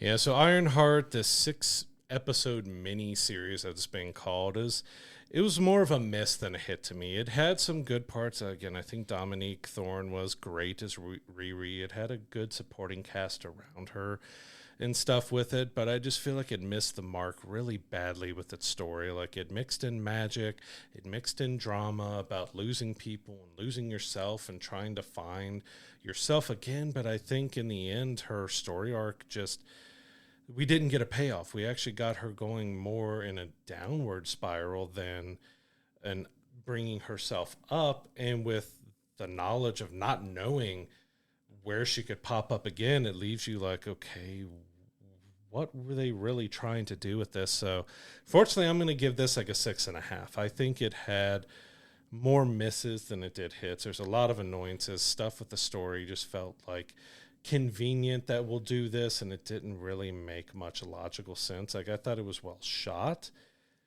Dominique was good. Her mom was good. You had some of the supporting cast was good in it, but the story just didn't gel as well as you would hoped, and it was a disappointment for me.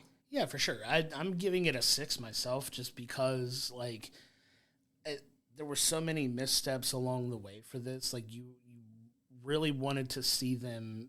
It felt very disjointed. Like, it really felt disjointed the entire series. Like, you feel that it was written, like you said, around a time where Marvel was struggling more creatively than maybe they are now, but there was a really hard struggle there, and you kind of wonder where this would have fit in had it been released in a time frame that they were wanting wanting to release it in before, because a lot of stuff was getting jumbled in. You just like, how does this really fit into anything that we're doing now and where we're going? So at the end, you kind of have to question what the point of some of these, some of this story is and where it's going to impact her going forward. Because you see, we don't know if she's showing up in Black Panther 3. We don't know if she's going to be involved in any Avengers stuff or if anything else they're doing, because we don't know what the future of not only Marvel film, but Marvel television as well, like what direction they're going in. Like, there's so much that we just don't know, but at the core of its story is a girl who struggles with doing the right thing, and I like the premise of the story. I just think the execution was underwhelming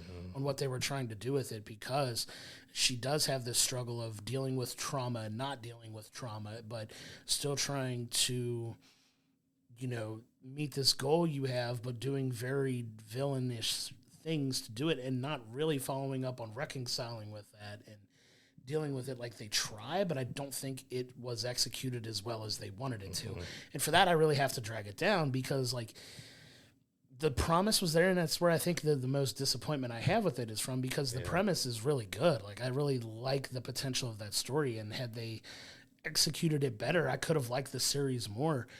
And just not knowing where we're going in the future really inhibits my want or desire to go back and dive into it again. And that really automatically drags something in a ranking down for me, is if my ability to want to follow up on it is not that high for this. Like, I feel like it's one of those, I've seen it, I can put it in the vault and maybe don't have to reference it again.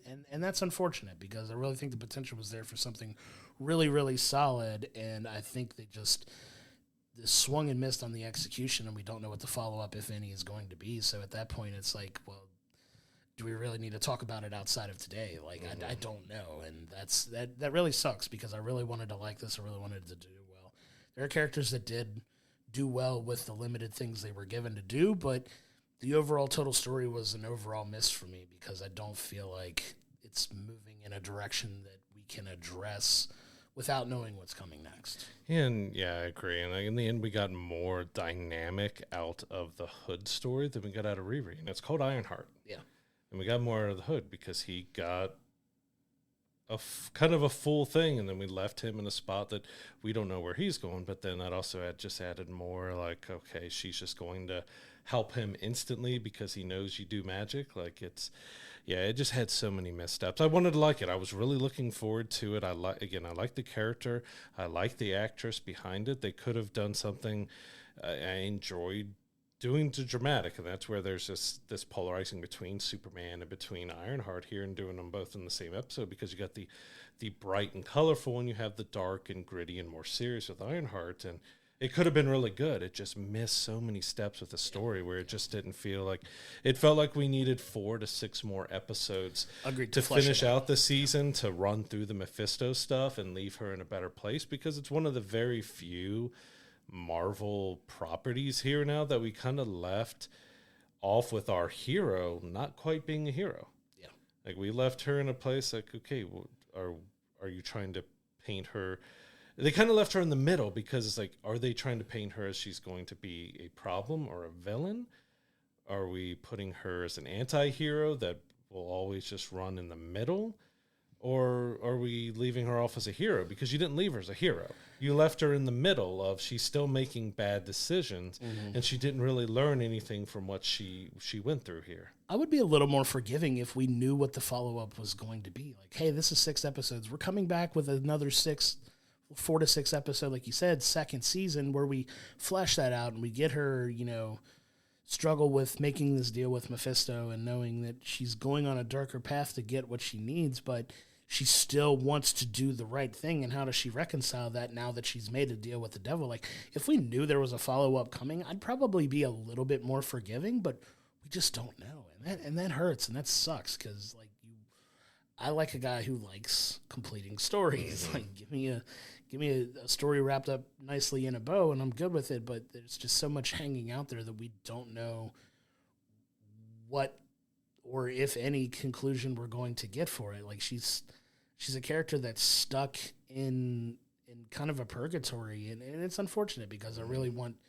to see her do well. And like you said, I like the actress as well. I like the character. I just really wish they didn't leave it in that purgatory of we don't know where we're going, and that's unfortunate because it's something that I'm not sure they're going to follow up on, but we just don't know, and that really hurts it for me, and I hate to say that because we like to have a more positive outlook on things, but yeah, the misses on it and not knowing where they're going to follow up just really knocks it down quite a bit for me. It's just how I'm feeling about it coming out of it. It's something they could have capitalized too. In game, we lost Iron Man, so you're having those struggles of people, and you've got a girl that through the comics and everything else has mattered, and she's an Iron Man adjacent character, very much Iron Man like. You could have brought her in to kind of bridge that gap. Well, we lost Iron Man, now we got Ironheart. We got this young girl who's going to step in. She can be different, but it's that we just kind of from 5 years of between it was announced to when it came out, we got these 6 episodes that just left us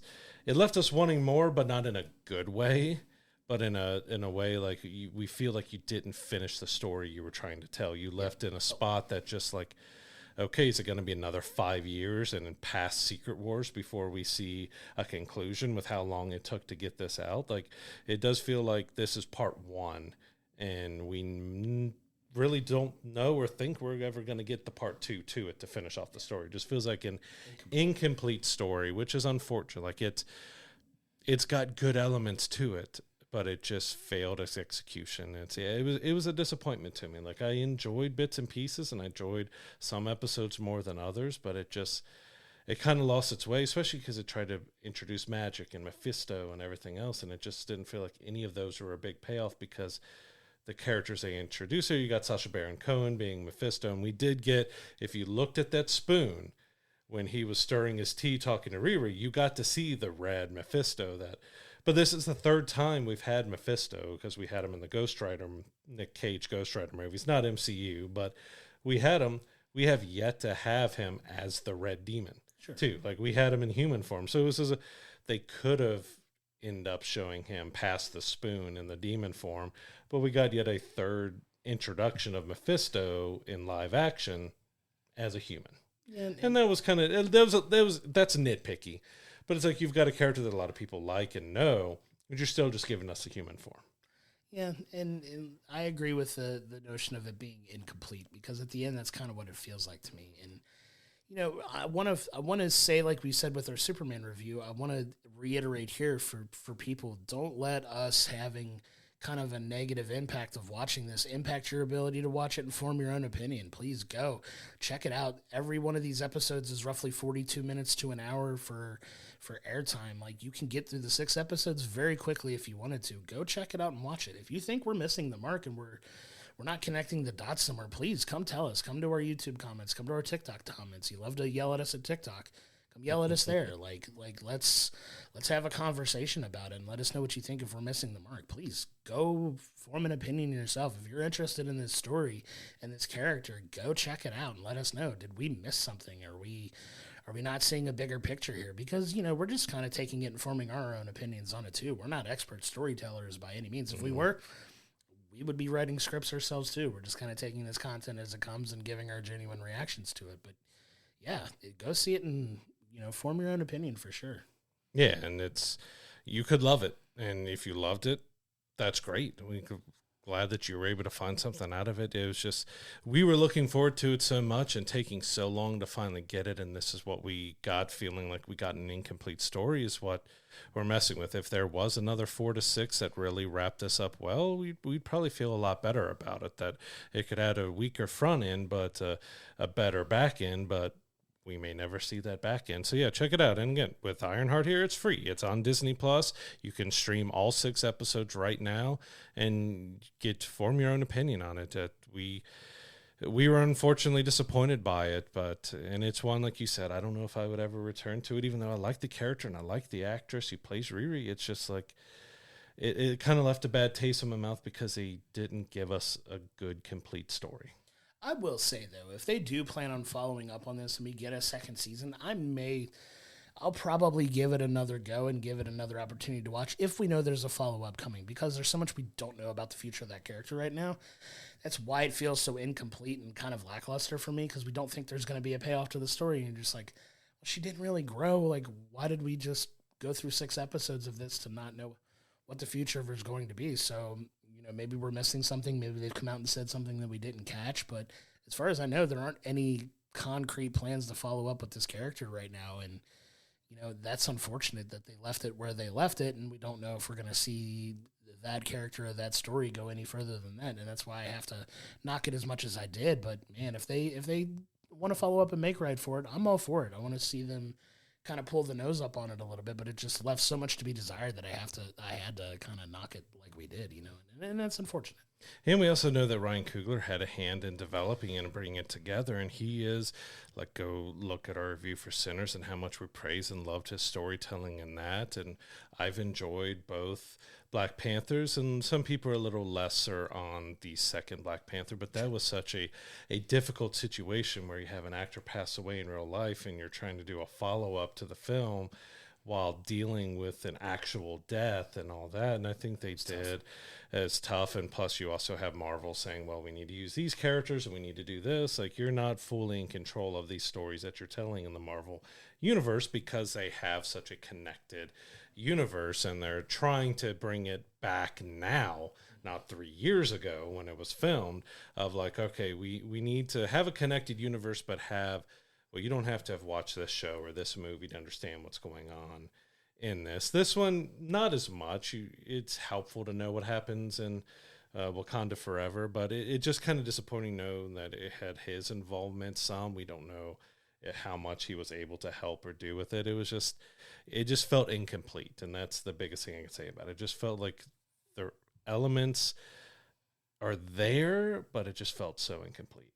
But that's going to do it for this episode. Thank you for listening to us ramble about Superman and Ironheart for as long as we did. Like, most of the time when we do episodes like this, it's a little shorter. We ran a little longer with what we were talking about it, but we are kind of passionate about comic books and the stories and how good they can be in there. But we also want to bring genuine reactions and conversations about this stuff. But sure. Coming up next week, we will be looking at the I Know What You Did Last Summer reboot to see if that's going to be entertaining at all or if it's another cash-in of trying to bring something back after so long. And we'll also be taking a look at The Bear Season 4. Was this a solid follow-up to Season 3 that kind of felt like it ended abruptly? Or was this kind of Season 3B instead of a Season 4? But thanks for tuning in, and we'll see you on the next one. To find all of the episodes of We'll Bring the Popcorn, go to our YouTube page, hit the like and subscription button so you're getting our episodes when they drop each and every Monday. If you're listening to us in the audio room on any of the podcasting platforms that we're on, please don't forget to give us a 5-star review. It really helps elevate the profile of the show. And don't forget to go to willbringthepopcorn.com, where it has all of our archive videos, all of our social media information, as well as our merch store, so you continue to support the show in that way. We cannot thank you enough for your continued support.